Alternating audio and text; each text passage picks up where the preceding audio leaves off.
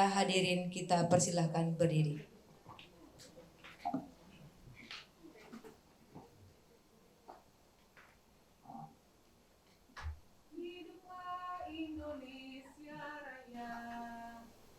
Indonesia tanah airku, tanah tumpah darahku. Di sanalah aku berdiri, jadi pandu ibuku. Indonesia kebangsaanku, bangsa dan tanah airku. Marilah kita berseru, Indonesia bersatu. Hiduplah tanahku, hiduplah negeriku, bangsaku, rakyatku semuanya. Bangunlah jiwanya, bangunlah badannya untuk Indonesia Raya. Indonesia Raya, merdeka, merdeka, tanahku, negeriku yang ku cinta. Indonesia Raya, merdeka, merdeka, hiduplah Indonesia Raya. Indonesia Raya, merdeka, merdeka, tanahku, negeriku yang ku cinta. Indonesia Raya, merdeka, merdeka, hiduplah Indonesia Raya. Hadirin dipersilakan duduk kembali. Selanjutnya pembacaan doa yang akan dibacakan oleh Bapak Erik Yunanda. Kepada Bapak Erik kita persilakan.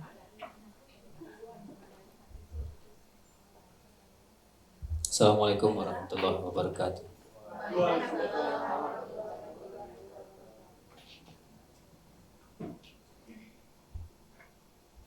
A'udzu billahi minasyaitonir rajim. Bismillahirrahmanirrahim. Alhamdulillahi rabbil alamin wal 'aqibatu lil muttaqin. Wassalatu wassalamu ala asrafil anbiya'i wal mursalin wa ala alihi wa sahbihi ajma'in. Allahumma ighfir lil muslimina wal muslimat wal mu'minina wal mu'minat al ahya'i minhum wal amwat. Allahumma ighfir lana dzunubana wa liwalidayna warhamhuma kama rabbayana shaghira. Allahumma inna nas'aluka salamatan fid dini wal afiyatan fil jasadi wa ziyadatan fil ilmihi wa barakatan fil rizqi wa taubatan qabla al-maut. Ya Allah, ya Rahman, ya Rahim, saat ini kami berkumpul dalam rangka acara diseminasi budaya positif. Ya Allah, kami mohon kiranya acara ini selalu berada dalam ridha-Mu. Ya Allah, Tuhan yang maha mengetahui, limpahkanlah kepada kami semua kekuatan dan kesabaran, kemudahan dan keikhlasan, serta kecerdasan dan kearifan selama mengikuti acara ini ya Allah. Berilah kami ilmu yang bermanfaat, kefahaman yang luas selama kami mengikuti acara ini. Ya Allah, yang maha bijaksana, berikanlah kami iman yang kokoh, akhlak yang mulia, dan senantiasa menjadikan Nabi Muhammad sebagai tauladan dalam kehidupan kami ya Allah. Dan jadikanlah kami orang yang beriman dan bertakwa kepadamu, serta pandai mensyukuri nikmat-Mu. Ya Allah, hanya kepadamu lah kami berbakti, dan hanya kepadamu lah kami memohon pertolongan. Kabulkanlah doa kami. Engkau maha mendengar, Engkau maha pengampun. Rabbana zalamna anfusana wa illam taghfir lana wa tarhamna lanakunanna minal khasirin.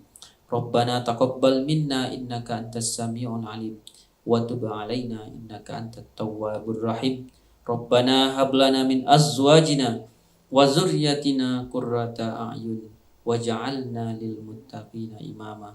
Rabbana atina fid dunya hasanah wa fil akhirati hasanah wa qina adzabannar.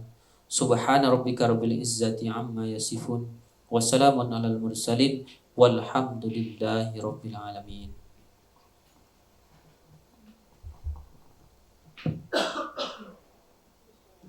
Selanjutnya, arahan dan pembukaan kegiatan oleh Kepala SMK Negeri 1 Kota Solo kepada Bapak Dr. Andes Efizal Arifin. Kita persilahkan. Tentunya juga wali kelas kelas 10. Bapak Ibu, yang pertama saya sampaikan tentu ribuan terima kasih kepada kita semua, terutama kepada ibu-ibu calon guru penggerak angkatan 8 yang sudah mengkondisikan, berkoordinasi untuk bisa melaksanakan kegiatan ini. Alhamdulillah, insyaallah pagi ini kita mulai dan akan berakhir paling tidak nanti sampai siang ya Bu Net. Kemudian bagi kita semua sudah hadir memenuhi undangan ini. Ya, ini juga merupakan budaya positif. Untuk berkegiatan seperti ini juga sudah merupakan budaya positif. Nah, bagaimana kita menerapkannya nanti kepada kita semua? Kita sangat berharap wali kelas, kemudian CGP angkatan 9. Kalau yang lain saya rasa mungkin ada aktivitas yang lain, silakan saja. Tapi sepanjang tidak punya kegiatan di luar wali kelas dan CGP angkatan 9, kita sangat berharap kita hadiri sampai selesai. Ya. Terima kasih banyak kepada kita semua dan mudah-mudahan sekali lagi CGP angkatan 8 dapat melaksanakan kegiatan ini dengan baik dan dapat diikuti oleh teman-teman yang sudah kita undang sampai tuntas nanti. Dengan membacakan Bismillahirrahmanirrahim, kegiatan diseminasi budaya positif CGP Angkatan 8 SMK Negeri 1 Solo secara resmi kita nyatakan dibuka. Billahi taufiq wal hidayah. Assalamualaikum warahmatullahi wabarakatuh. Selamat siang Bapak Ibu. Siang. Masih semangat? Ice breaking kita. Nah, baik, karena sepertinya sudah mulai agak-agak bosan kayaknya ya Bu ya. Nah, sekarang kita coba ice breaking sedikit. Nah, di sini Bapak Ibu yang di ruangan ini nanti tolong lakukan apa yang Ibu lihat, bukan yang Ibu dengar. Paham ya Bu? Nah, contoh misalkan pegang telinga. Pegang telinga. Lakukan yang dilihat, bukan yang didengar. Oke, sekali lagi ya Bu ya. Oke. Pegang hidung. Pegang kepala. Pegang telinga. Betul ya. Pegang mulut.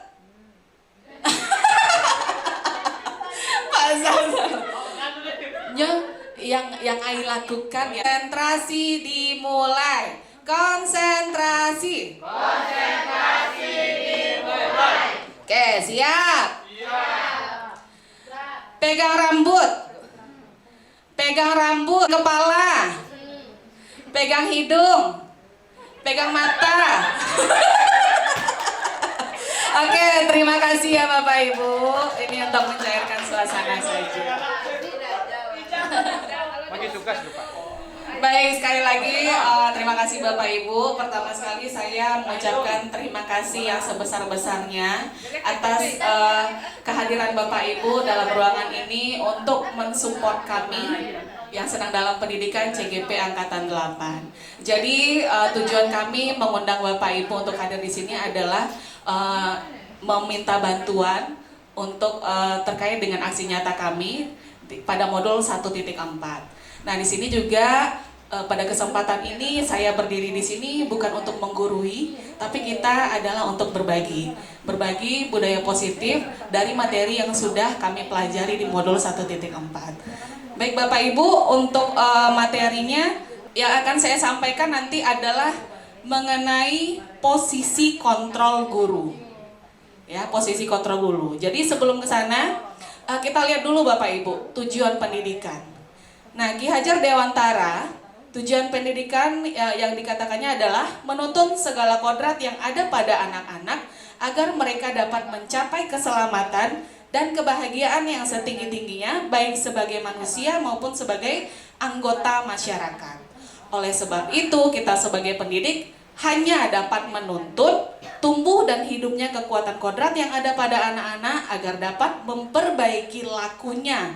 Dalam kurung di sana bukan dasarnya hidup dan tumbuh kekuatan kodrat anak. Nah, jadi di sini Bapak pendidikan kita itu sudah menyampaikan tujuan pendidikan itu adalah untuk menuntun. Ya Bu, kita sebagai guru tugasnya adalah menuntun. Tadi mungkin sudah disampaikan oleh Ibu Dasmalinda juga secara tidak langsung, ada yang namanya keyakinan atau filosofi yang disampaikan oleh Ki Hajar Dewantara. Apa tadi itu Ingawarso, itu dia ya Bu ya, udah tahu lah ya Bu ya, ada 3 dia, tidak perlu dijelaskan lagi. Artinya adalah guru di depan itu dia sebagai teladan, di tengah dia sebagai untuk membimbing, dan di belakang itu memberikan dorongan. Oke ya Bu ya, itu sekilas saja. Nah selanjutnya kita berbicara di sini adalah mengenai budaya positif. Nah ini dia, budaya positif di sekolah yaitu nilai atau kebiasaan-kebiasaan baik yang berpihak pada murid agar mereka dapat berkembang menjadi pribadi yang kritis, penuh hormat dan bertanggung jawab sesuai dengan profil pelajar Pancasila. Nah itu untuk yang akan kita lakukan berkaitan dengan budaya positif tadi. Nah kita masuk ke materi ya Bu ya. Ini tadi sudah disampaikan oleh rekan-rekan yang sebelumnya. Nah, di sini nanti yang akan saya sampaikan adalah restitusi posisi kontrol guru. Nah, ini adalah membahas tentang bagaimana kita sebagai seorang guru memposisikan diri ketika menghadapi permasalahan siswa atau murid. Ini dia. Yang pertama ada sebagai penghukum. Yang kedua pembuat merasa bersalah. Yang ketiga sebagai teman, 4 pemantau, dan yang kelima adalah sebagai manajer. Kita lihat yang pertama. Yang pertama sebagai penghukum. Nah ini bisa menggali kita sebagai guru, kira-kira posisi kita ada di mana, ya Bapak Ibu ya, yang biasanya kita lakukan. Seorang penghukum bisa menggunakan hukuman fisik maupun hukuman verbal. Orang-orang yang menjalankan posisi penghukum senantiasa mengatakan bahwa sekolah memerlukan sistem atau alat yang dapat lebih menekan murid-murid lebih dalam lagi. Nah, biasanya nih Bapak Ibu, kalau kita sebagai guru, contoh, misalkan ada anak terlambat, langsung, keliling lapangan 10 kali misalnya. Itu sudah memposisikan diri kita sebagai penghukum. Itu ya Bapak Ibu ya, paham ya Bapak Ibu? Nah jadi kira-kira kata-kata yang sering dikeluarkan oleh guru sebagai penghukum ini, patuhi aturan saya. Atau awas ya kalian, nggak duri sama apa, awas. Minggu depan Pak tagih balik misalkan. Nah kemudian itu selalu menyalahkan anak. Jadi kalau posisi penghukum ini, posisinya biasanya kata-katanya cenderung keras. Kemudian biasanya memojokkan siswa. Itu dia. Nah, guru seperti ini senantiasa percaya bahwa hanya ada satu cara agar pembelajaran bisa berhasil, yaitu cara diri dia sendiri. Jadi dia sebenarnya tidak sadar gitu kalau dia sudah menghukum anak. Itu dia. Itu yang pertama. Nah, kemudian yang kedua adalah pembuat merasa bersalah. Pada posisi ini biasanya guru akan bersuara lebih lembut, kemudian menggunakan keheningan yang membuat orang lain merasa tidak nyaman, kemudian merasa bersalah dan rendah diri. Nah ini biasanya ibu sangat kecewa sekali loh dengan kamu, kenapa kamu begitu misalkan. Atau lain katakanlah orang gaya di rumah misalnya. Itu dia, jadi kan ketika kita mengucapkan itu, nanti anak itu dia merasa dia bersalah. Itu maksudnya ya Bapak Ibu ya. Jadi kita memposisikan diri sebagai pembuat merasa bersalah. Itu dia. Dengan kata-kata yang lebih lembut. Nah, kemudian di posisi ini murid akan memiliki penilaian diri yang buruk tentang dirinya, lalu merasa tidak berharga dan merasa dia mengecewakan orang-orang yang disayangi. Itu dia. Artinya kita juga masih memojokkan. Ya, Bu ya. Kemudian lanjut, yang ketiga adalah sebagai teman. Nah, pada posisi ini guru tidak akan menyakiti murid, namun akan tetap berupaya mengontrol murid melalui persuasi. Persuasi ini biasanya dengan kata-kata, ya, bujukan juga. Nah, kemudian contohnya ya Bapak Ibu ya, ayo bantulah demi Bapak. Kemudian misalnya, ya sudah kali ini nggak apa-apa, nanti Ibu bereskan. Nah, kalau dia pada posisi ini, kalau guru yang seperti ini, dia nanti murid itu jadinya ketergantungan. Kemudian murid ini dia kalau misalnya tidak kita bantu, langsung bako ibu tuh ndak nyetolong awak ayo, piwak dake sama ibu tuh. Kira-kira seperti itu Bapak Ibu ya. Nah, kemudian yang keempat, sebagai pemantau. Memantau berarti mengawasi. Nah, pada saat kita mengawasi, kita bertanggung jawab atas perilaku orang-orang yang kita awasi. Kemudian posisi ini ada peraturan dan ada konsekuensinya. Biasanya guru itu mengatakan peraturannya apa, kemudian apa yang sudah kamu lakukan. Contoh misalnya Bu ya, di kelas misalkan ada tugas yang harus dikumpulkan hari ini. Nah, ketika anak itu tidak melakukan misalnya, nanti kamu tolong jam istirahat kerjakan di pustaka. Itu dia. Kan berarti kita akan menagih lagi. Iya kan Bu? Nah, kira-kira seperti itu contohnya. Nah, di sini seorang pemantau mengandalkan perhitungan catatan data. Artinya tadi, lelah kolah nyogompuan, lelah selesai kolah yang nyok kerajuan. Itu dia. Itu posisi pemantau. Kemudian yang terakhir, ini adalah posisi sebagai manajer. Nah, ini posisinya di mana guru berbuat sesuatu bersama murid, lalu mempersilahkan murid mempertanggungjawabkan perilakunya, mendukung murid agar dapat menemukan solusi atas permasalahan sendiri. Nah, contoh, misalkan ada anak yang mengganggu temannya, lalu kita panggil dia. Nah, yang pertama yang kita lakukan itu adalah kita harus tanyakan dulu, bagaimana sih apa yang terjadi.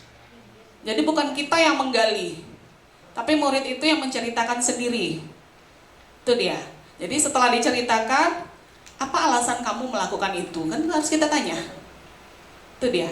Nah, kalau pada posisi ini, cenderung itu suara guru ketika bertanya itu tidak tinggi, tidak terlalu lembut. Itu dia. Jadi sebagaimana kita, inilah, yang senyaman mungkin gitu. Nah, kemudian setelah itu, kalau misalkan kita sudah menerapkan keyakinan kelas, kita tanyakan, kira-kira ketika kamu melakukan itu, kamu melanggar keyakinan kelas enggak? Atau ada keyakinan kelas yang kamu langgar enggak? Itu dia. Nah, setelah itu, kita tanya kembali murid ini. Lalu kalau misalkan kamu sudah melakukan kesalahan itu, kira-kira apa yang harus kamu perbuat? Jadi kita menggali dari murid, bukan kita yang memberikan solusinya. Nah, jadi kalau sudah keluar dari murid, oh iya Bu, beko minta maaf Bu, oh aku salah. Nah, harus dia lakukan. Nah, itu dia. Itu untuk posisi manajer. Nah, jadi Bapak Ibu, ada 5 posisi kontrol dari guru ini. Kira-kira Bapak Ibu ada di posisi mana? Ya, tentu kita yang tahu dengan diri kita sendiri. Oh, selama satu-satunya Bu, mantap. Nah, lengkap. Nah, tapi untuk posisi yang seharusnya kita lakukan adalah posisi yang sebagai manajer. Itu dia.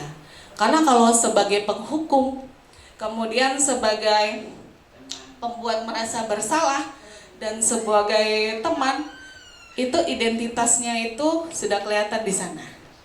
Ya, kita lihat Bapak Ibu, kalau motivasinya ini guru yang berbuat itu, kalau yang penghukum sudah jelas ini. menghardik, menunjuk-nunjuk, menyakiti, menyindir. Ini dia.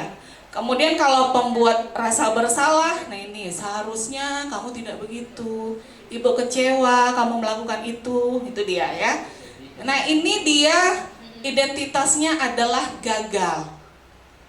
Kayak kita kaitkan dengan yang tadi ada kontrol yang dari eksternal dan internal tadi ya Bapak Ibu ya, apa motivasinya. Nah ini berarti dia masih kontrol dari luar dia.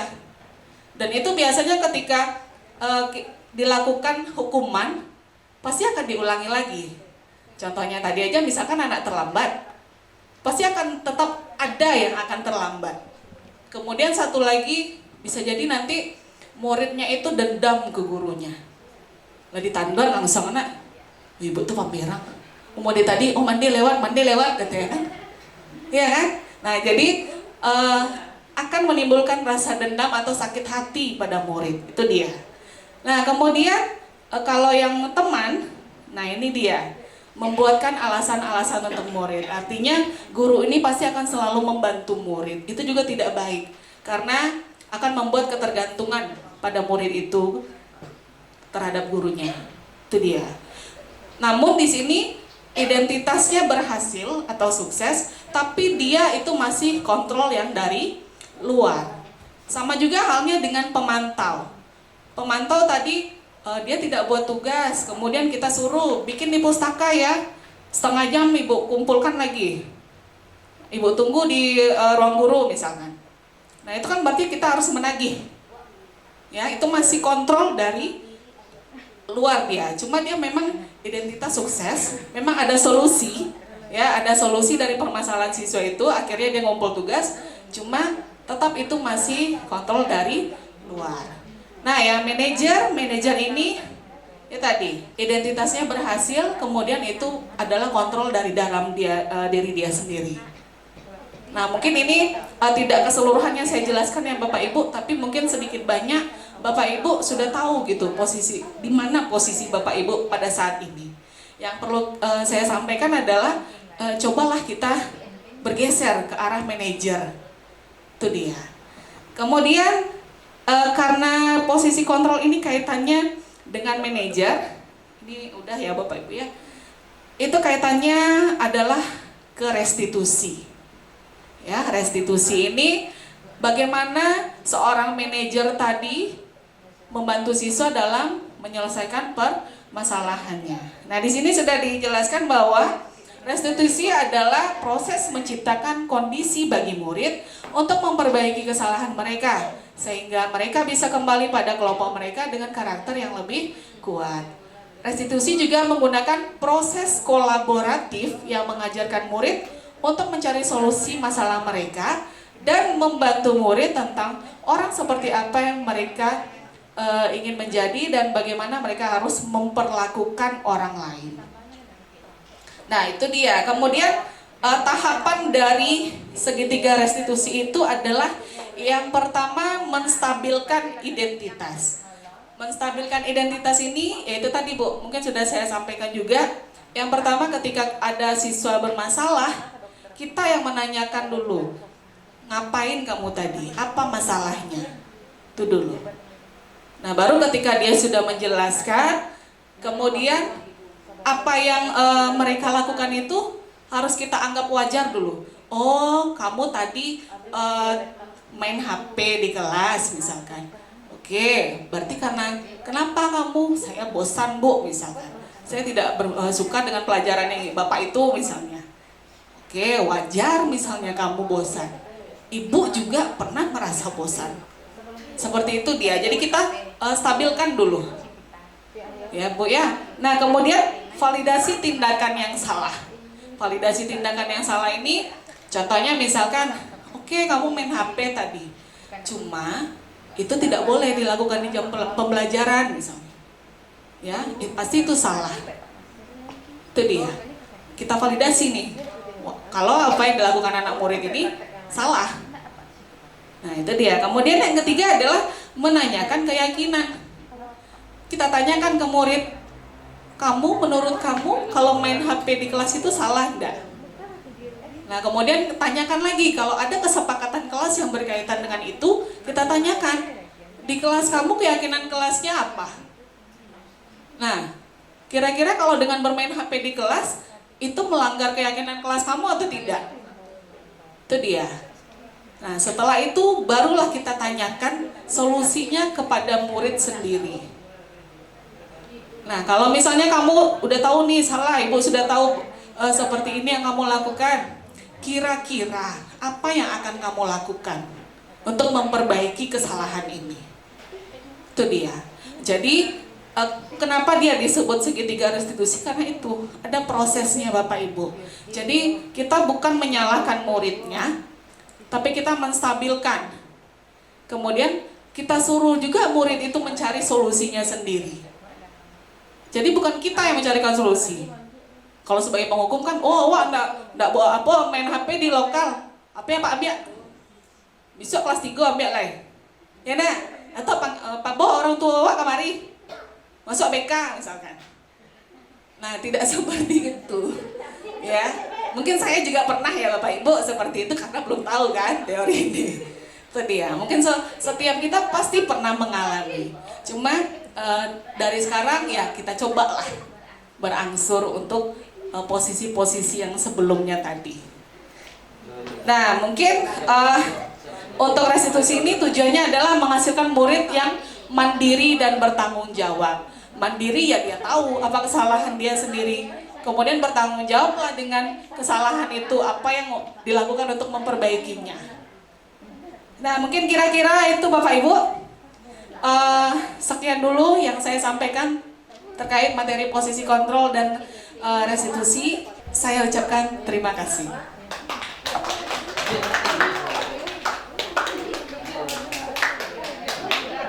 Kepada Bapak Ibu yang ingin bertanya, kami persilakan. Ya, kepada Pak Safrizal dipersilakan.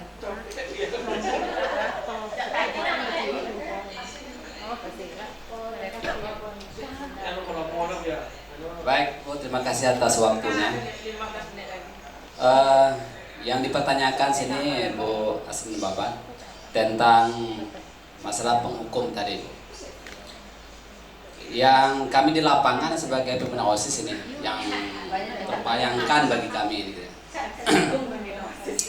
1 kali, 2 kali anak ini nasihati, diberikan teguran, nasihat, jangan melanggar aturan atau seperti rambut lah contoh.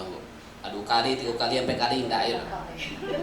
Nah, otomatis nasihat keempat juga nggak mau, maka kita eksekusi sendiri lagi.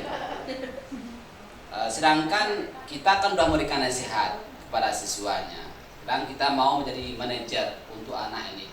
Ternyata anak ini nggak bisa dibentuk seperti itu.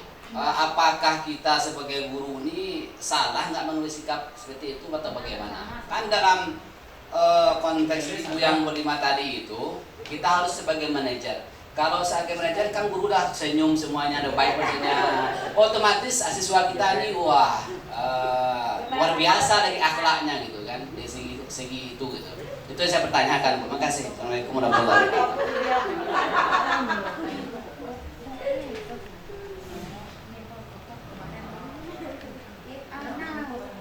Oke, baik, terima kasih Pak Safrizal. Tadi yang ingin ditanyakan oleh Pak Safrizal terkait dari tadi guru apakah sebagai penghukum, di mana di sini pembina OSIS yang bertindak di lapangan untuk menegakkan aturan di sekolah kita. Pelanggaran yang dilakukan oleh siswa itu sudah beberapa kali diberikan nasihat, akan tetapi masih ada pelanggaran sehingga diberikan hukuman apakah salah yang Bapak Ibu pembina OSIS lakukan. Terima kasih. Nah, baik, terima kasih Pak Safrizal. Mungkin kenyataan di lapangan memang seperti itu ya Pak. Jadi sebenarnya tidak ada yang salah sebenarnya. Kalau karena kita yang memposisikan diri kita itu mau seperti apa, kan seperti itu. Cuma sebaiknya ketika kita menghadapi masalah murid, tentu kita menyelesaikannya tidak perlu dengan kita yang marah-marah. Nah ya lo gelowa adanya apa memikir masalah nak. Nah itu, jadi apa sih jalan keluarnya? Kita yang harus menanyakan lagi ke siswanya. Jadi kalau ditanya salah sebenarnya tidak masalah. Cuma yang di sana jelas ada kontrolnya tadi. Kontrol yang kita mau kita raih ini untuk murid ini apa tujuan kita? Kan itu. Nah, kalau misalkan seperti tadi, Bapak memberikan hukuman, kemudian kira-kira itu efektif enggak? Itu yang jadi pertanyaan. Efektif atau tidak itu dilakukan? Ketika Bapak suruh dia misalnya lari keliling lapangan, nah itu pasti akan ada yang terlambat lagi, seperti itu. Atau pasti akan ada yang melanggar lagi. Dan itu akan menjadi kejadian yang berulang-ulang. Nah, tapi ketika kita mencoba menerapkan posisi manajer tadi, murid tadi yang akan mencari solusinya. Ketika dia sudah mengatakan misalnya solusinya, oke Pak saya berubah, dia beritahu apa solusinya, ya tentu kita melihat. Yang namanya sebagai manajer ini tentu guru tinggal melihat lagi, betul tidak dia melakukan hal itu. Ya, karena kalau yang untuk budaya positif ini yang perlu kita tanamkan itu sebenarnya nilai kebajikannya Pak, bukan anak itu jerahnya, bukan efek jerah yang kita minta di sini, tapi kita tanamkan enggak nilai kebajikan atau nilai positif itu di sekolah kita ini. Karena walaupun dengan hukuman pasti itu akan terus-terus berulang. Yang ada nanti anaknya dendam sama bapak, benci sama bapak jadinya. Itu dia. Jadi yang kita ambil di sini sebenarnya bukan selesai masalahnya, kan itu tidak akan selesai.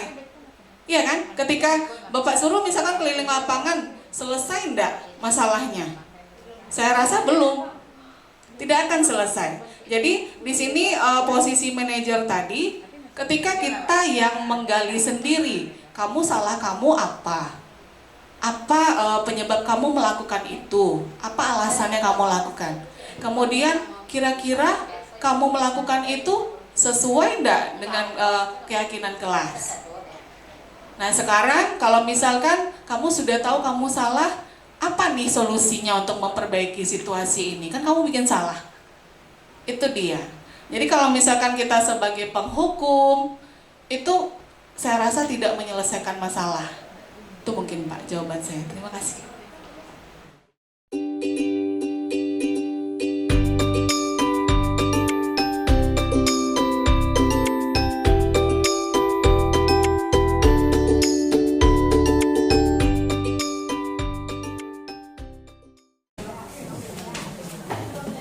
Ya baik ya, jadi karena ini pertemuan pertama kita di kelas, tentu otomatis kita harus ada kesepakatan dulu. Ya. Nah, kesepakatan ini biasanya dinamakan dengan keyakinan kelas. Ya. Keyakinan kelas ini dia bukan berarti aturan yang ibu buat, tapi ini adalah beberapa hal yang harus kita sepakati bersama.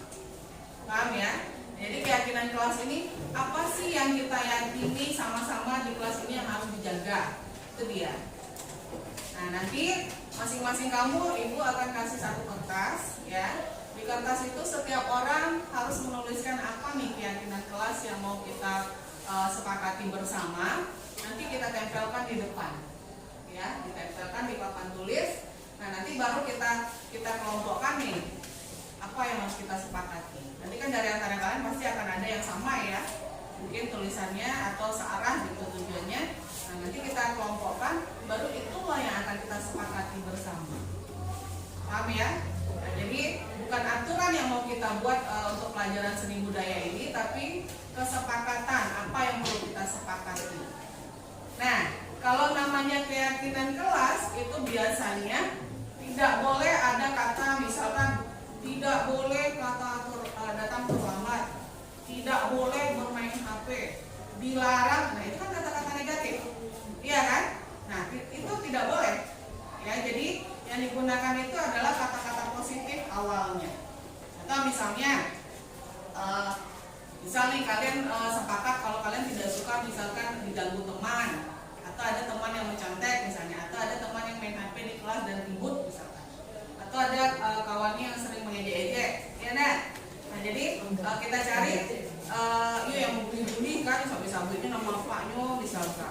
Atau woi botak misalnya, padahal dia botak juga, ya kan? Ada juga kan yang kayak gitu. Nah jadi kita cari kata-katanya itu yang positif depannya. Contoh misalkan menghargai diri sendiri dan orang lain. Nah itu kan cakupannya besar. Iya kan? Masuk di sana, kalau kamu main HP itu kamu menghargai orang lain enggak? Enggak, misalnya ibu ngajar nih di depan, kamu main HP di belakang, mabar kamu di belakang misalkan. Itu menghargai orang lain enggak? Tidak kan? Nah kemudian teman sebelah kamu terganggu enggak? Iya kan? Pasti akan terganggu. Nah itu dia. Atau misalkan kamu diejek-ejek sama teman, ya diejek-ejek sama teman misalnya, itu mengganggu enggak? Iya kan? Nah ketika orang yang mengejek ini yang diejek lagi, gimana perasaannya? Kan tidak terima juga kan? Nah itu berarti otomatis kita harus menghargai diri sendiri dan orang lain. Bagaimana kita merasakan dia ketika apa yang kita perbuat itu diperbuat orang juga ke kita. Itu dia. Nah, jadi kalau untuk sifatnya sendiri, untuk kata-kata keyakinan kelas itu dia sifatnya itu adalah abstrak. Abstrak itu artinya umum dia, ya. Jadi tidak terpaku pada satu. Misalnya tidak boleh datang terlambat, tidak boleh main HP. Itu langsung tujuannya jelas satu. Ini tidak bisa bersifat luas. Paham ya? Paham nggak?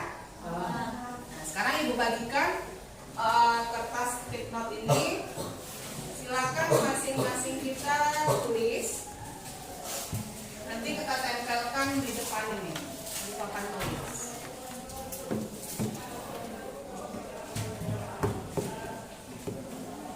Coba bagi dulu.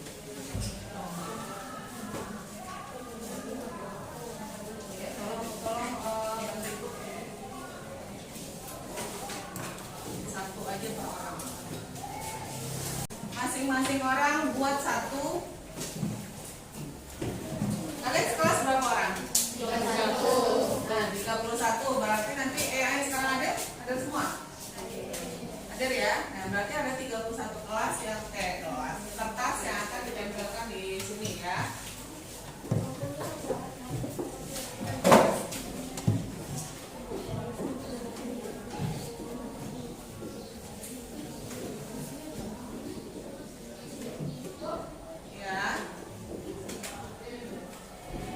Boleh mau ada 2 atau mau ada 3 boleh juga.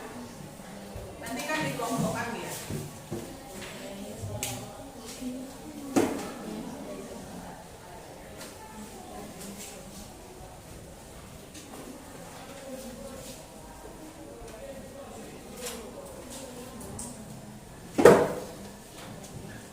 Jangan yang di lemnya itu yang kamu tulis nanti nggak bisa ditempel.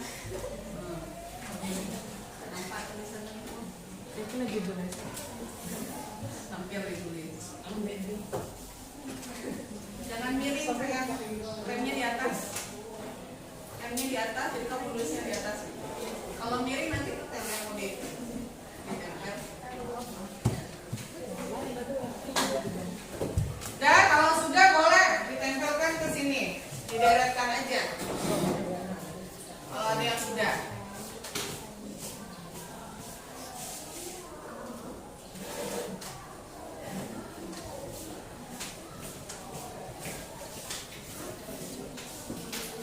Apa yang misalnya membuat kamu terganggu, ya bisa juga.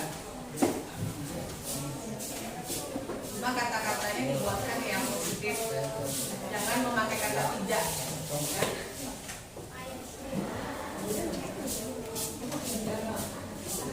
Pegang nggak dia?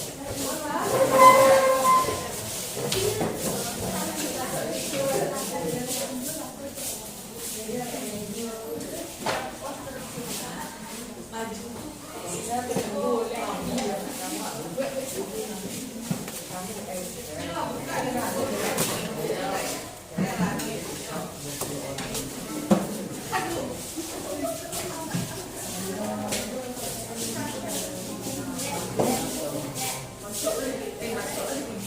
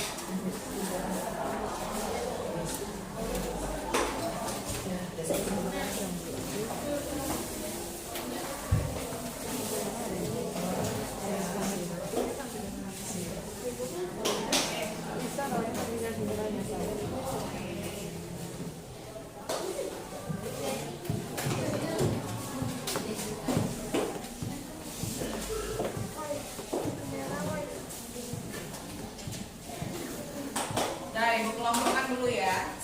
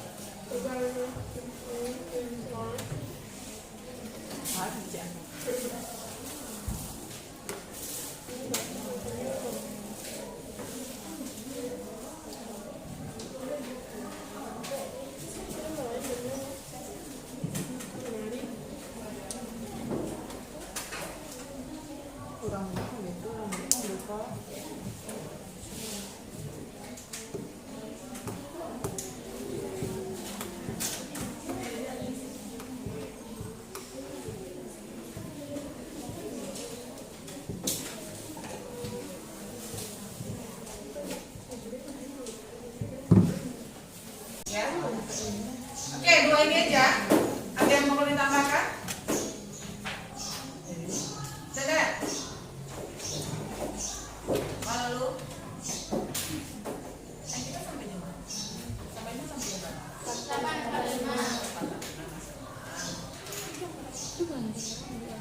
Ada? Ada yang perlu ditambahkan? Cukup? Cukup ya? Nah, jadi ini yang perlu kita sepakati bersama. Semuanya sepakat? Sepakat ya? Setuju ya? Ya. Kalau misalkan nanti ada yang melanggar bagaimana? Hukum? Mbak, lo jadi penghukum ibu.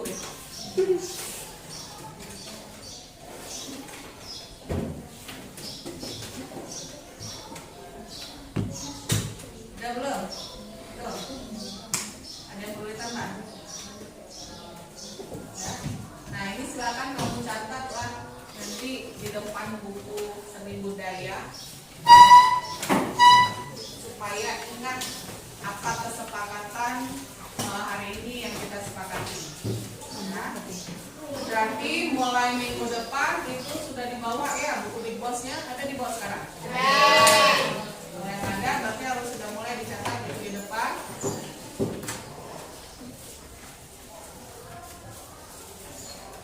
hasilnya adalah yang pertama saling menghargai satu sama lain di lingkungan sekolah. Kemudian yang kedua menerapkan disiplin dalam pembelajaran seni budaya. Itu dia. Biarlah 2 aja dulu. Nanti seiring berjalannya waktu bisa aja kita perbarui, ya.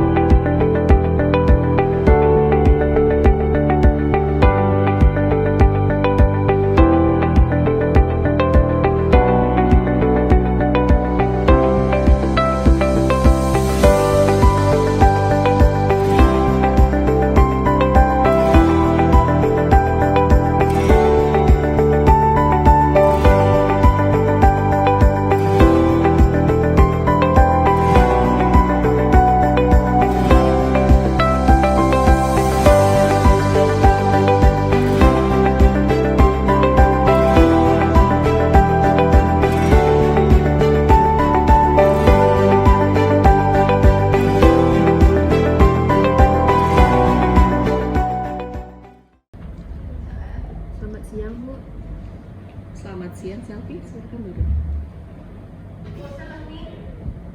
Tadi Ibu dapat laporan kalau kamu dan Rahmat terlibat keributan ya di kelas. Tolong ceritakan, Selfie. Jadi begini, Bu. Tadi Rahmat Usain mengganggu saya di kelas saat tidak ada guru, Bu. Awalnya saya cuek aja, Bu. Tapi lama-lama saya kesel, Bu. Karena Rahmat menyebut nama orang tua saya berkali-kali. Saking keselnya, saya lempar buku ke Rahmat dan kena punggungnya, Bu. Habisnya, saya kesel, Bu. Oh, begitu kejadiannya. Oke, Ibu paham. Kamu membentak dan melempar Rahmat itu karena kamu merasa kesal ya. Wajar sih, setiap manusia pernah mengalami rasa kesal. Tapi di sini Ibu tidak mencari siapa yang benar dan siapa yang salah. Tapi kita harus memperbaiki nih situasi kejadian ini. Iya, Bu. Nah, sekarang Ibu mau tanya, kamu masih ingat keyakinan kelas yang sudah kita sepakati bersama? Iya, ingat, Bu.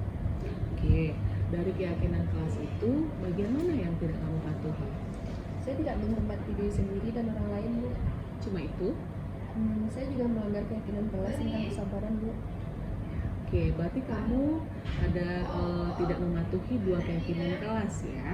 Kalau yang seharusnya bagaimana, Selfie? Seharusnya saya bisa menghormati diri sendiri dan orang lain. Juga saya harus lebih sabar menahan emosi, Bu.